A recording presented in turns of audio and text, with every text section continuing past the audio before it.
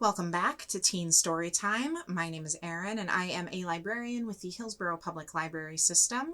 And we are starting a brand new book today, one of my very favorites, and we're doing it on ebook this time. So I have it on my phone here, which is something you guys can do too. And we are reading The Graveyard Book by Neil Gaiman.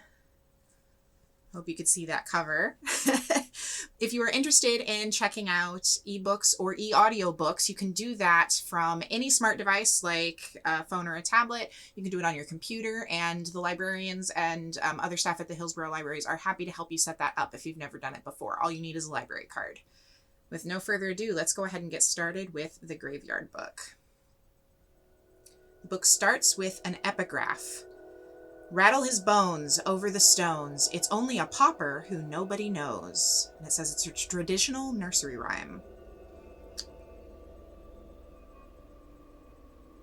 Chapter 1. How Nobody Came to the Graveyard. There was a hand in the darkness, and it held a knife. The knife had a handle of polished black bone and a blade finer and sharper than any razor. If it sliced you, you might not even know that you had been cut, not immediately. The knife had done almost everything that it was brought to that house to do, and both the blade and the handle were wet. The street door was still open, just a little, where the knife and the man who held it had slipped in, and wisps of nighttime mist slithered and twined into the house through the open door. The man Jack paused on the landing. With his left hand he pulled a large white handkerchief from the pocket of his black coat, and with it he wiped off the knife and his gloved right hand which had been holding it. Then he put the handkerchief away. The hunt was almost over. He had left the woman in her bed, the man on the bedroom floor, the older child in her brightly colored bedroom surrounded by toys and half-finished models. That only left the little one, a baby barely a toddler, to take care of. One more and his task would be done. He flexed his fingers. The man Jack was, above all things, a professional, or so he told himself, and he would not allow himself to smile until the job was completed. His hair was dark and his eyes were dark, and he wore black leather gloves of the thinnest lambskin. The toddler's room was at the very top of the house. The man Jack walked up the stairs, his feet silent on the carpeting. Then he pushed open the attic door and he walked in. His shoes were black leather, and they were polished to such a shine that they looked like dark mirrors. You could see the moon reflected in them, tiny and half full. The real moon shone through the casement window. Its light was not bright, and it was diffused by the mist, but the man Jack would not need much light. The moonlight was enough. It would do. He could make out the shape of the child in the crib, head and limbs and torso. The crib had high, slatted sides to prevent the child from getting out. Jack leaned over, raised his right hand, the one holding the knife, and aimed for the chest. And then he lowered his hand. The shape in the crib was a teddy bear. There was no child. The man Jack's eyes were accustomed to the dim moonlight, so he had no desire to turn on an electric light, and light was not that important after all. He had other skills.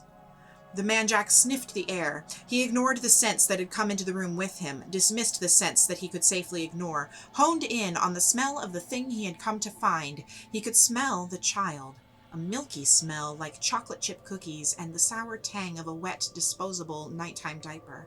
He could smell the baby shampoo in its hair and something small and rubbery, a toy, he thought, and then no, something to suck that the child had been carrying. The child had been here. It was here no longer. The man Jack followed his nose down the stairs through the middle of the tall, thin house. He inspected the bathroom, the kitchen, the airing cupboard, and finally the downstairs hall, in which there was nothing to be seen but the family's bicycles, a pile of empty shopping bags, a fallen diaper, and the stray tendrils of fog that had insinuated themselves into the hall from the open door to the street. The man Jack made a small noise then, a grunt that contained in it both frustration and also satisfaction. He slipped the knife into its sheath in the inside pocket of his long coat, and he stepped out into the street. There was moonlight, and there were street lights, but the fog stifled everything, muted light and muffled sound, and made the night shadowy and treacherous. He looked down the hill towards the light of the closed shops, then up the street, where the last high houses wound up on the hill on their way to the darkness of the old graveyard. The man Jack sniffed the air, then without hurrying, he began to walk up the hill. Ever since the child had learned to walk, he had been his mother's and father's despair and delight, for there was never such a boy for wandering, for climbing up things, for getting into and out of things. That night he had been woken by the sound of something on the floor beneath him falling with a crash. Awake, he soon became bored, and had begun looking for a way out of his crib. It had high sides like the walls of his playpen downstairs, but he was convinced that he could scale it. All he needed was a step. He pulled his large golden teddy bear into the corner of the crib, then, holding the railing in his tiny hands, he put his foot onto the bear's lap, his other foot up onto the bear's head, and then he pulled himself up into a standing position, and then he half-climbed, half-toppled over the railing and out of the crib. He landed with a muffled thump on a small mound of furry, fuzzy toys, some of them presents from relations from his first birthday, not 6 months gone, some of them inherited from his older sister. He was surprised when he hit the floor, but he did not cry out. If you cried, they came and put you back in your crib. He crawled out of the room. Stairs that went up were tricky things, and he had not yet entirely mastered them. Stairs that went down, however, he had discovered, were fairly simple. He did them by sitting down, bumping from step to step on his well-padded bottom. He sucked on his number, the rubber pacifier his mother had just begun to tell him that he was getting too old for. His diaper had worked itself loose on his journey on his bottom down the stairs, and when he reached the last step, when he reached the little hall and stood up, the diaper fell off. He stepped out of it, and he was only wearing a child's nightshirt. The stairs that led back up to his room and his family were steep, but the door to the street was open and inviting. The child stepped out of the house a little hesitantly. The fog wreathed around him like a long-lost friend, and then, uncertainly at first, then with increasing speed and confidence, the boy tottered up the hill.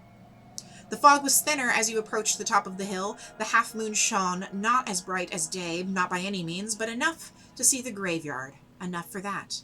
Look. You could see the abandoned funeral chapel, iron doors padlocked, ivy on the sides of the spire, a small tree growing out of the guttering at the roof level. You could see stones and tombs and vaults and memorial plaques. You could see the occasional dash or scuttle of a rabbit or a vole or a weasel as it slipped out of the undergrowth and across the path. You would have seen these things in the moonlight if you had been there that night. You might not have seen a pale, plump woman who walked the path near the front gates, and if you had seen her with a second more careful glance, you would have realized that she was only moonlight, mist, and shadow. The plump, pale woman was there, though. She walked the path that led through a clutch of half-fallen tombstones towards the front gates. The gates were locked. They were always locked at 4 in the afternoon in winter, at 8 at night in the summer. Spiked-topped iron railings ran around part of the cemetery, a high brick wall around the rest of it. The bars of the gates were closely spaced. They would have stopped a full-grown man from getting through, even stopped a 10-year-old child. "Owens!" called the pale woman in a voice that might have been the rustle of the wind through the long grass. "Owens! Come and look at this!" She crouched down and peered at something on the ground as a patch of shadow moved into the moonlight, revealing itself to be a grizzled man in his mid-40s. He looked down at his wife, and then he looked at what she was looking at, and he scratched his head. "Mistress Owens," he said, for he came from a more formal age than our own. "Is that what I think it is?" And at that moment the thing he was inspecting seemed to catch sight of Mrs. Owens, for it opened its mouth, letting the rubber nipple it was sucking fall to the ground, and it reached out a small chubby fist, as if it were trying for all the world to hold on to Mrs. Owens' pale finger. "Strike me silly," said Mrs. Owens, "if that isn't a baby." "Of course it's a baby," said his wife, "and the question is, what is to be done with it?" "I dare say that is a question, Mistress Owens," said her husband, "and yet it is not our question, for this here's baby is unquestionably alive, and as such it has nothing to do with us, and is no part of our world." "Oh, look at him smile," said Mrs. Owens. "He is the sweetest of smiles." And then with one insubstantial hand she stroked the child's sparse blonde hair. The little boy giggled with delight. A chilly breeze blew across the graveyard, scattering the fog in the lower slopes of the place, for the graveyard covered the whole of the top of the hill, and its paths wound up the hill and down and back upon themselves.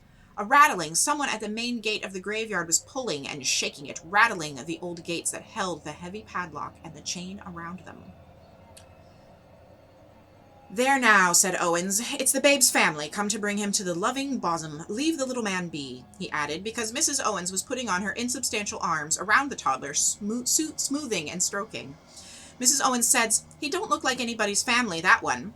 The man in the dark coat had given up on rattling the main gates and was now examining the smaller side gate. It, too, was well locked. There had been some vandalism in the graveyard the previous year, and the council had taken steps. "Come, Mistress Owens, leave it be, there's a dear," said Mr. Owens when he saw a ghost, and his mouth dropped open, and he found himself unable to think of anything to say. You might think, and if you did, you would be right, that Mr. Owens should not have taken on so at seeing a ghost, given that Mr. and Mrs. Owens were themselves dead and had been for a few hundred years now, and given that the entirety of their social life, or nearly all of it, was spent with those who were also dead. But there was a difference between the folk of the graveyard and this, a raw, flickering, startling shape, the gray color of television static, all panic and naked emotion, which flooded the Owenses as if it was their own. 3 figures, 2 large, 1 smaller, but only one of them was in focus, and was more an outline or a shimmer, and the figure said, "My baby! He's trying to harm my baby!" A clattering. The man outside was hauling a heavy metal garbage can across the alley to the high brick wall that ran around that part of the graveyard. "Protect my son," said the ghost, and Mrs. Owens thought it was a woman. Of course, the babe's mother. "What did he do to you?" asked Mrs. Owens, but she was not certain the ghost could hear her. Recently dead, poor love, she thought. It's always easier to die gently, to wake in due time in the place you were buried, to come to terms with your death and get acquainted with the other inhabitants. This creature was nothing but alarm and fear for her child, and in her panic, which felt to the Owenses like a low-pitched screaming, was now attracting attention, for other pale figures were coming from all over the graveyard. "Who are you?" "Caius Pompeius," asked the figure. His headstone was now only a weathered lump of rock, but 2,000 years earlier he had asked to be laid to rest on the mound beside the marble shrine, rather than have his body sent back to Rome. And he was one of the most senior citizens of the graveyard. He took his responsibilities extremely seriously. "Are you buried here?" "Of course she's not. Freshly dead by the look of her." Mrs. Owens put an arm around the woman's shape and spoke to it privately in a low voice, calm and sensible. There was a thump and a crash from the high wall beside the alley. The garbage can had fallen. A man clambered onto the top of the wall, a dark outline against the mist-smudged streetlights. He paused for a moment and then climbed down the other side, holding on to the top of the wall, legs dangling, then let himself fall the last few feet down into the graveyard. "But, my dear," Mrs. Owens said to the shape, now that all that was left of the 3 shapes had appeared in the graveyard, "he's living. We're not. Can you imagine?" The child was looking up at them, puzzled. It reached for one of them, then the other, finding nothing but air. The woman's shape was fading fast. "Yes," said Mrs. Owens, in response to something that no one else had heard. "If we can, then we will." Then she turned to the man beside her. "And you, Owens, will you be a father to this little lad?" "Will I what?" said Owens, his brow crinkling. "We never had a child," said his wife, "and his mother wants us to protect him. Will you say yes?" The man in the black coat had tripped in the tangle of ivy and half-broken headstones. Now he got to his feet and walked forward more carefully, startling an owl which rose on silent wings. He could see the baby, and there was triumph in his eyes. Owens knew what his wife was thinking when she used that tone of voice. They had not, in life and in death, been married for over 250 years for nothing. "Are you certain?" he asked. "Are you sure?" "Sure as I have ever been of anything," said Mrs. Owens.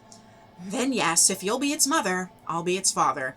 "Did you hear that?" Mrs. Owens asked the flickering shape in the graveyard, now little more than an outline like the distant summer lightning in the shape of a woman. It said something to her that no one else could hear, and then it was gone. "She'll not come here again," said Mr. Owens. "Next time she wakes it'll be in her own graveyard, or wherever it is she's going."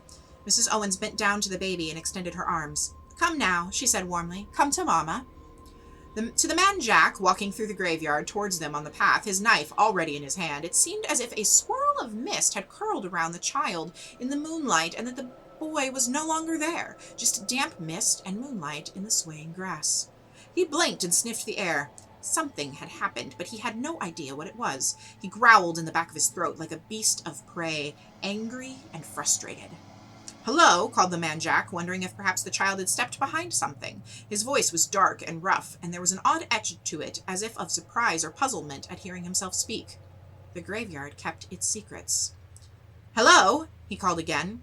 He half hoped to hear a baby cry, or utter a half-word, or to hear it move. He did not expect what he actually heard, a voice, silky smooth, saying, "Can I help you?" The man Jack was tall, but this man was taller. The man Jack wore dark clothes. This man's clothes were darker. People who noticed the man Jack when he was about his business, and he did not like to be noticed, were troubled. or made themselves uncomfortable, or found themselves unaccountably scared. The man Jack looked up at the stranger, and it was the man Jack who was troubled. "I was looking for someone," the man Jack said, slipping his right hand back into his coat pocket so the knife was hidden, but there if he needed it. "In a locked graveyard at night," said the stranger. "It was just a baby," said the man Jack. "I was just passing when I heard a baby cry, and I looked through the gates and I saw him. Well, what would anyone do?" "I applaud your public-spiritedness," said the stranger. "Yet if you managed to find this child, how are you planning to get out of here with it? You can't climb back over the wall holding a baby." "I would have called until someone let me out," said the man Jack. A heavy jingling of keys. "Well, that would have been me, then," said the stranger. "I would have had to let you out." He selected one large key from the key ring. "Follow me." The man Jack walked behind the stranger. He took his knife from his pocket. "Are you the caretaker, then?" "Am I?" "Certainly, in a matter of speaking," said the stranger. They were walking towards the gates, and the man Jack was certain, away from the baby. But the caretaker had the keys. A knife in the dark, that was all it would take, and then he could search for the child, and all through the night, if he needed to. He raised the knife. "If there was a baby," said the stranger, without looking back, "it wouldn't have been here in the graveyard. Perhaps you were mistaken. It's unlikely that a child would have come here, after all. Much more likely that you heard a night bird and saw a cat, perhaps, or a fox.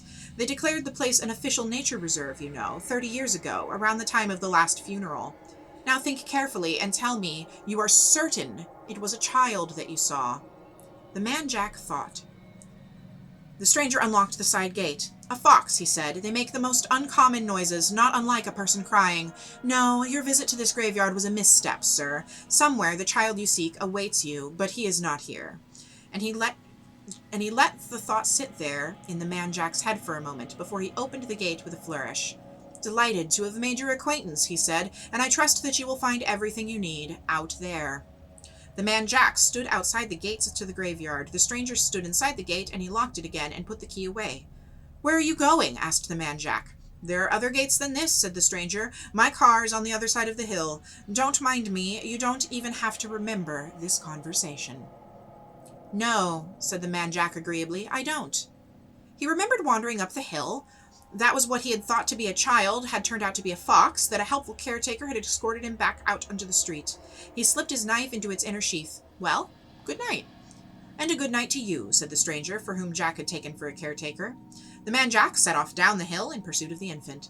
From the shadows, the stranger watched Jack until he was out of sight. Then he moved through the night, up and up to the flat place below the brow of the hill, a place dominated by an obelisk and a flat stone set into the ground dedicated to the memory of Josiah Worthington, local brewer, politician, and later baronet, who had, almost 300 years before, bought the old cemetery and the land around it and had given it to the city in perpetuity. He had reserved for himself the best location on the hill, a natural amphitheater, with a view of the whole city and beyond, and had ensured that the graveyard endured as a graveyard, for which the inhabitants of the graveyard were grateful, although never quite as grateful as Josiah Worthington. Never quite as grateful as Josiah Worthington Bart felt should they have been. There were, all told, some 10,000 souls in the graveyard, but most of them slept deep or took no interest in the night-to-night affairs of the place, and there were less than 300 of them up there in the amphitheater in the moonlight. The stranger reached them as silently as the fog itself, and he watched the proceedings unfold from the shadows, and he said nothing. Josiah Worthington was speaking. He said, "My dear madam, your audacity is quite, well, can't you see how ridiculous this is?" "No," said Mrs. Owens, "I can't." She was sitting cross-legged on the ground, and the living child was sleeping in her lap. She cradled its head with her pale hands. "What Mistress Owens is trying to say, sir, begging your honour's pardon," said Mr. Owens, standing beside her, "is that she don't see it that way. She sees it as doing her duty." Mr. Owens had seen Josiah Worthington in the flesh back when they were both alive, had in fact made several pieces of fine furniture for the Worthington Manor House out near Inglesham, and was still in awe of him. "Her duty?" Josiah Worthington Bart shook his head as if to dislodge a strand of cobweb. "Your duty, ma'am, is to the graveyard and to the commonalty of those who form this population of discarnate spirits, revenants, and such like wights, and your duty thus is to return the creature home as soon as possible to its natural home, which is not here." "His mamma gave the boy to me," said Mrs. Owens, as if that was all that needed to be said. My dear woman, I am not your dear woman, said Mrs. Owens, getting to her feet. Truth to tell, I don't even see why I am even here, talking to you fiddle-pated old thunderheads, when this lad is going to wake up hungry soon enough, and where am I going to find food for him in this graveyard, I should like to know? Which, said Caius Pompeius stiffly, is precisely the point. What will you feed him? How can you care for him? Miss Owens' eyes burned. I can look after him, she said, as well as his own mamma. She already gave him to me. Look, I'm holding him, aren't I? I'm touching him. Now see reason, Betsy, said Mother Slaughter, a tiny old thing in the huge bonnet and slate cape that she had worn in life and been buried wearing. Where will he live? Here, said Mrs. Owens. We could give him the freedom of the graveyard. Mother Slaughter's mouth became a tiny O. But, she said. Then she said, But I never. Well, why not? It ain't the first time we've given the freedom of the graveyard to an outsider. That is true, said Caius Pompeius, but he wasn't alive. And with that, the stranger realized that he was being drawn, or like it or not, into the conversation, and reluctantly he stepped out of the shadows, detaching from them like a patch of darkness. No, he agreed, I am not, but I take Miss Owens' point. Josiah Worthington said, You do, Silas. I do, for good or for evil, and I firmly believe that it is for good. Miss Owens and her husband have taken this child under their protection. It is going to take more than just a couple of good-hearted souls to raise this child. It will, said Silas, take a graveyard. And what of food and the rest of it? I can leave the graveyard and return. I can bring him food, said Silas. That is all very well, you saying that, said Mother Slaughter, but you come and you go, and nobody keeps track of you. If you went off for a week, the boy could die. You are a wise woman, said Silas, and I see why they speak so highly of you. He couldn't push the minds of the dead as he could the living, but he could use all the tools of flattery and persuasion he possessed, for the dead are not immune to either. Then he came to a decision. Very well. If Mr. and Mrs. Owens will be his parents, I shall be his guardian. I shall remain here, and if I need to leave, I shall ensure that someone takes my place, bringing the child food and looking after him. We can use the crypt of the chapel, he added. But, expostulated Josiah Worthington, but a human child, a living child, I mean, this is a graveyard, not a nursery, blast it. Exactly, said Silas, nodding. A very good point, Sir Josiah. I couldn't have put it better myself, and for that reason, if for no other, it is vital that the child be raised with as little disruption as possible to the, if you'll forgive the expression, the life of the graveyard. With that, he strolled over to Mrs. Owens, and he looked down at the infant asleep in her arms. He raised an eyebrow. Does he have a name, Mrs. Owens? Not that his mother told me, she said. Well then, said Silas, his old name won't be of much use to him now anyway. There are those out there who mean him harm. Suppose we pick a name for him, eh? Caius Pompeius stepped over and eyed the child.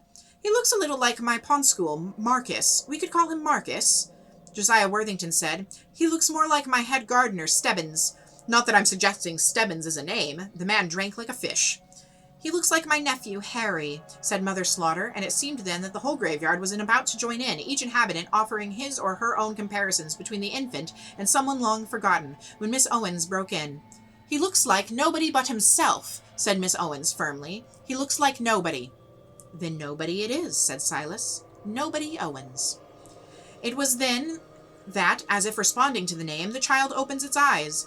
Wide in wakefulness, it stared around it, taking in the faces of the dead, and the mist and the moon.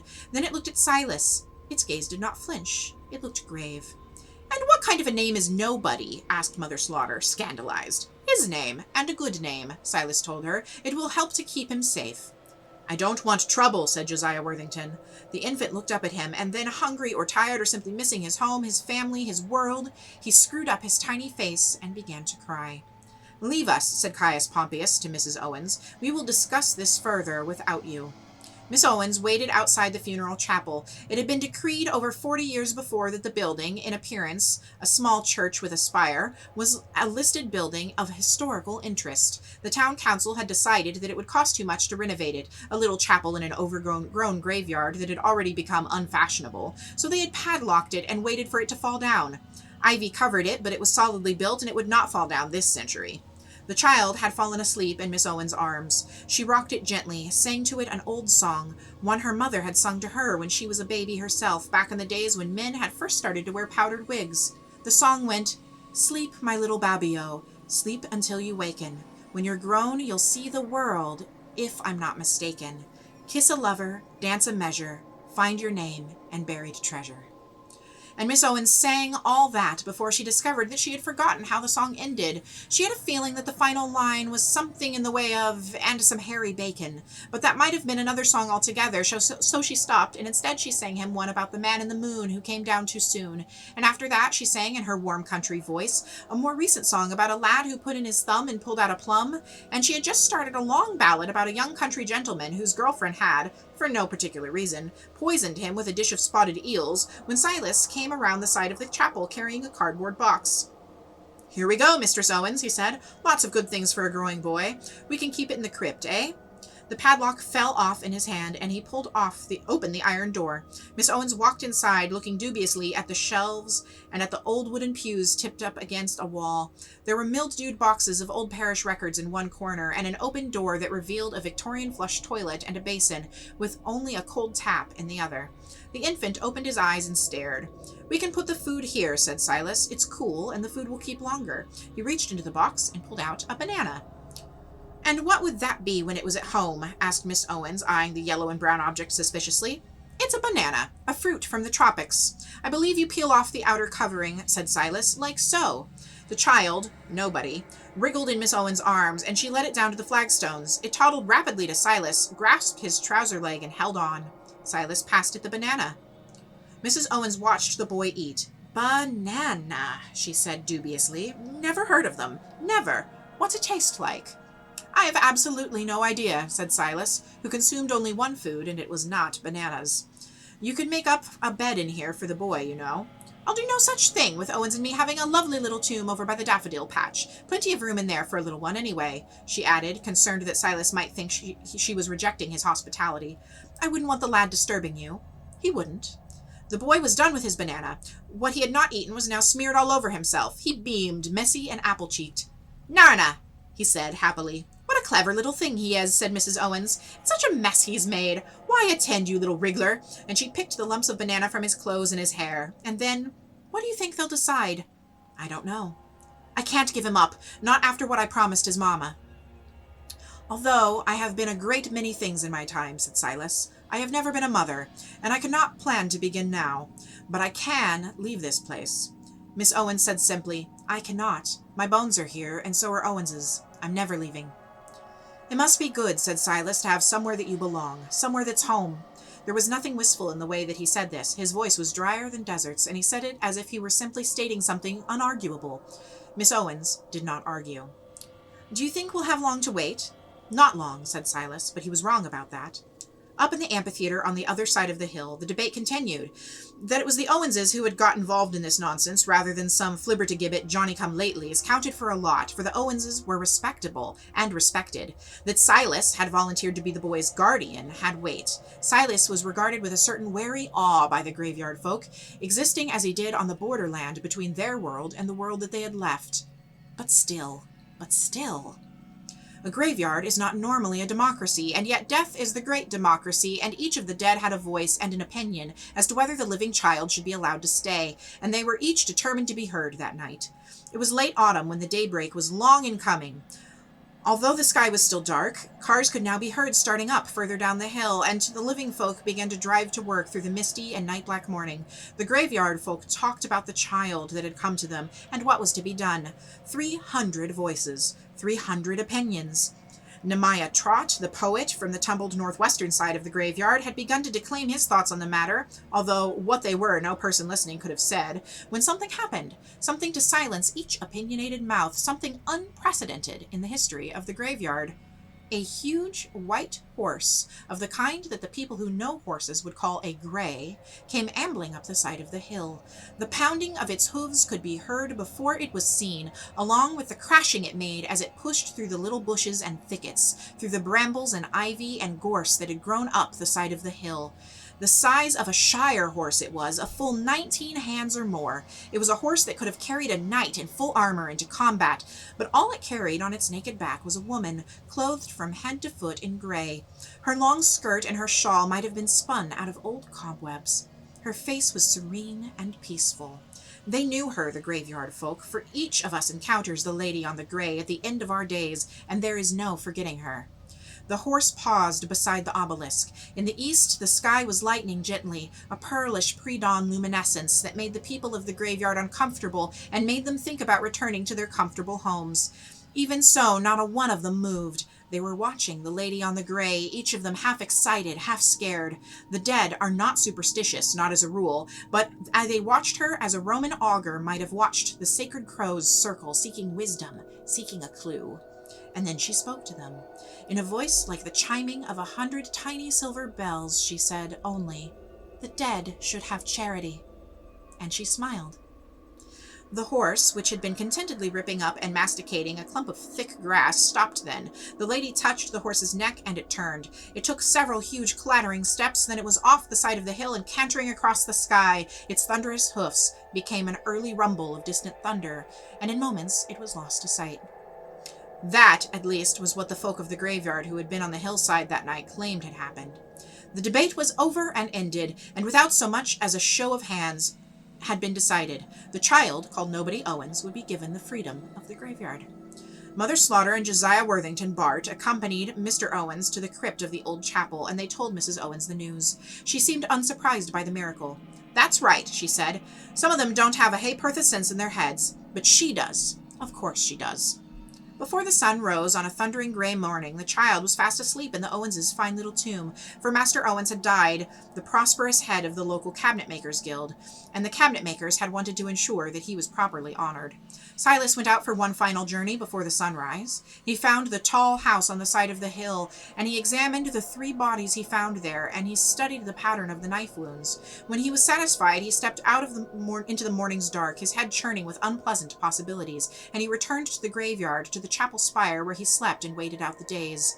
In the little town at the bottom of the hill, the man Jack was getting increasingly angry. The night had been one that he'd been looking forward to for so long, the culmination of months, of years of work, and the business of the evening had started so promisingly, 3 people down before any of them had even a chance to cry out, and then it had all gone so maddeningly wrong. Why on earth had he gone up the hill when the child had so obviously gone down the hill?